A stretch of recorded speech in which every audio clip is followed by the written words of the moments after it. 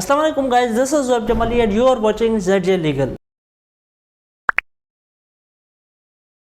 CrPC के आज के लेक्चर में हम चैप्टर 5 को स्टार्ट कर रहे हैं जिसका टाइटल है अरेस्ट, एस्केप एंड रीटेकिंग। आज के इस लेक्चर में हम सेक्शन 46 से लेके सेक्शन 53 तक पढ़ेंगे कि अरेस्ट गिरफ्तारी कैसे होती है। गिरफ्तार अगर बंदा जिसे गिरफ्तार करना है वो अगर किसी घर में घुस जाता है तो फिर किसे गिरफ्तार करना है, किस तरीके से उसे काबू किया जाएगा, और ये सारी चीज़ें आज के इस लेक्चर में हम पढ़ेंगे। हम स्टार्ट करते हैं सेक्शन 46 से, जो कि बात करती है अरेस्ट हाउ मेड। अब यहाँ पे मैं बेयर रीडिंग नहीं करूँगा, सिर्फ आपको बताऊँगा, लेकिन यहाँ पे एक चीज़ को मैं नोट करवाना चाहता हूँ कि in making an arrest the police officer और other person making the same. यहाँ पे आप सोच रहे होंगे ठीक है, पुलिस ऑफिसर तो अरेस्ट कर रहा है, लेकिन जो एनी अदर पर्सन लिखा हुआ है ये क्यों? कोई आम आदमी भी क्या गिरफ्तारी कर सकता है? बिल्कुल, आम आदमी सेक्शन 59 को आप अगर देखें तो आम आदमी भी गिरफ्तार कर सकता है, प्राइवेट पर्सन भी। लेकिन जब हम 59 में आएंगे तो वहाँ पे ये चीज़ें पढ़ेंगे। आज हम सेक्शन 46 को ही स्टडी कर रहे हैं और सेक्शन 46 कहता है कि अरेस्ट इस हवाले से की जाएगी, ऐसे की जाएगी कि अगर जिसे अरेस्ट करना है वो बजाते खुद गिरफ्तारी दे देता है तो फिर फोर्स वगैरह की इस्तेमाल करने की कोई ज़रूरत नहीं है, फिर कन्फाइन वगैरह करने की, उसको जकड़ के रखने की कोई ज़रूरत नहीं है। और अगर वो गिरफ्तारी नहीं देता, रेजिस्ट करता है, तो फिर पुलिस या जो आदमी है वो फोर्स का इस्तेमाल कर सकता है। और इवन आपको मैं बताऊं कि यहाँ पे एक कदगन भी लगाई गई है कि फोर्स के इस्तेमाल में, फॉर सपोज कोई भाग रहा है, कोई डकैती करके भाग गया है, अब वो वहाँ पे फायरिंग करके उसको गिरफ्तार किया जा सकता है, तो पुलिस के पास ये भी पावर है, वास्ट पावर्स हैं कि वो उसे फायरिंग करके भी गिरफ्तार कर सकता है। लेकिन यहाँ पे एक चीज़ नोट करें, कोई अगर छोटा मोटा ऑफेंस है जिसकी सज़ा डेथ या लाइफ इम्प्रिजनमेंट नहीं है, तो इस केस में पुलिस उस अक्यूज्ड की जान नहीं ले सकती।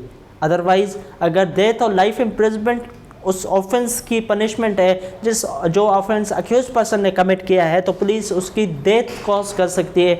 इफ़ अदरवाइज़ वो भाग जाएगा, उसकी गिरफ्तारी नहीं होगी। तो इसमें भी अगर आप फ्यूचर का सीन देखें तो फिर पुलिस को ये साबित करना पड़ेगा कि ये ऐसा ही हुआ था, क्योंकि हमारे पास ये चीज़ें आम जाम हैं कि फेक इनकाउंटर्स डिक्लेयर करके लोगों को मार दिया जाता है। बहरहाल हम आगे चलते हैं और सेक्शन 47 को देखते हैं। और सेक्शन 47 का बात करती है कि search of place entered by person sought to be arrested. इस केस में यह है कि एक जिसे अरेस्ट करना है, जो कि अक्यूज्ड है, जिसकी गिरफ्तारी करनी है, वो किसी प्लेस के अंदर बैठे हुए हैं।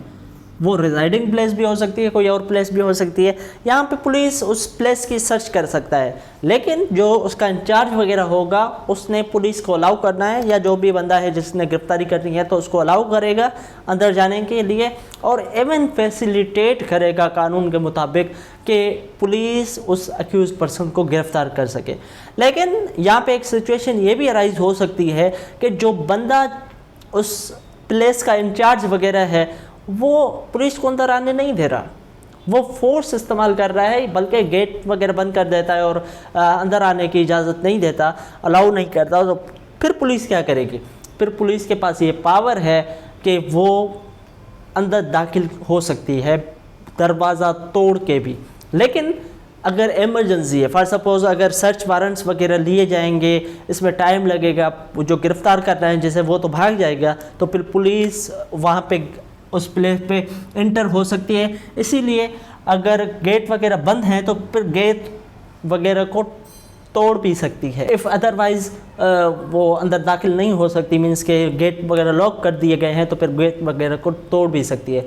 अगर अंदर जाने की कोई और तरीका है फिर गेट नहीं तोड़ेगी, ठीक है, फिर नुकसान नहीं करना। यहाँ पे एक और चीज़ बताई गई है कि अगर इस प्लेस में वुमन वगैरह रहते हैं जो कि पर्दा नशीन हैं, जो कि यूजुअली बाहर लोगों में नहीं आती, और वो पर्दा नशीन है, वो किसी ऑफेंस में अक्यूज़ भी नहीं है, इन लोगों को गिरफ्तार भी नहीं करना, तो फिर इनको नोटिस दिया जाएगा कि पुलिस किसी अक्यूज को गिरफ्तार कर रही है, आप यहाँ से साइड हो जाएं, बाहर निकल जाएं वगैरह। तो फिर अगर ये बाहर निकल जाती हैं तो फिर पुलिस अंदर गिरफ्तार होगी। ये नोटिफिकेशन उनको देना है, मीन्स नोटिफिकेशन लिख के नहीं, उनको बताना पड़ेगा, ठीक है। अब सेक्शन 49 की बात करते हैं। अब सेक्शन 48 में क्या था कि पुलिस अंदर जाने के लिए, इस प्लेस में अंदर जाने के लिए दरवाज़ा तोड़ रही थी। अब सेक्शन 49 में ये है कि पुलिस यहाँ पे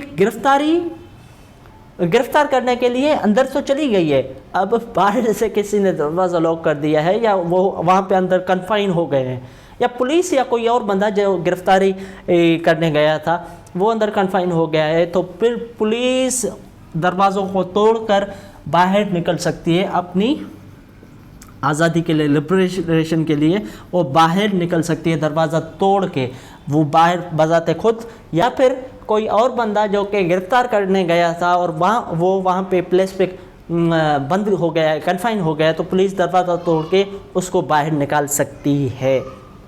अब हमारे पास सेक्शन 450 है।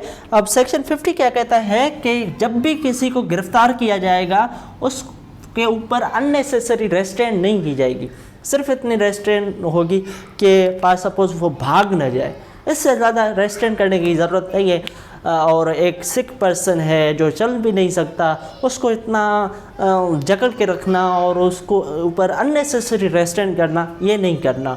इतना रेस्ट्रेंट करना है कि वो गिरफ्तारी छुड़वा के भाग न जाए, सिर्फ इतना रेस्ट्रेंट करना है, इससे ज़्यादा नहीं।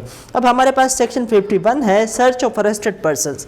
किसी भी बंदे को अगर अरेस्ट किया जाता है तो एक तो या तो उसे बेल दी जाए, बेल मिल जाती है तो फिर तो वो आज़ाद हो जाएगा। फॉर सपोज वारंट हैं, बेलेबल वारंट्स, और उसने श्योरिटी वगैरह जो बॉन्ड्स वगैरह दे दी हैं और उसकी बेल हो गई तो वो तो दूसरी बात है। लेकिन अगर वो पुलिस की कस्टडी में आ गया तो पुलिस उसकी तलाशी लेगा, और तलाशी लेके जो भी उसके पास सामान है, आर्टिकल्स हैं, मोबाइल वगैरह जो भी चीज़ें हैं, आर्टिकल्स मीन्स के वो अब लिखने वाले आर्टिकल्स नहीं, कोई सामान वगैरह गुड्स वगैरह उसके पास हैं, तो वो पुलिस अपने सेफ कस्टडी में रख लेगा। अब सेक्शन 52 बात करता है कि एक तो यहाँ पे आ गया कि पुलिस ने सर्च करना है 51 में।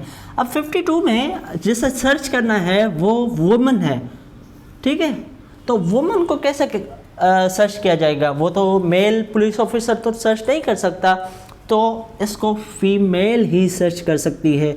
मेल पुलिस ऑफिसर वुमन को सर्च नहीं कर सकती, फीमेल वगैरह कर सकती है, लेकिन वो भी अखलाकियात में रह के, डिसेंसी के साथ, तमीज़ के साथ, ठीक है। अब हमारे पास सेक्शन 53 है, power to seize offensive weapons. जिस बंदे को गिरफ्तार किया गया है अगर उसके पास कोई वेपन है, ऑफेंसिव वेपन वगैरह है, तो वो भी उससे ले ली जाएगी, ठीक है, सीज की जाएगी उससे लेके, ठीक है। आज हमने यहाँ तक पढ़ा है जिसमें हमने ये देखा कि अरेस्ट कैसे किया जाएगा। अगर कोई एक्यूज पर्सन किसी जगह में घुस जाता है तो फिर कैसे अरेस्ट करना है, सर्च कैसे करना है, सर्च करना है या नहीं करना, ये चीज़ें आज के इस लेक्चर में हमने देखे हैं।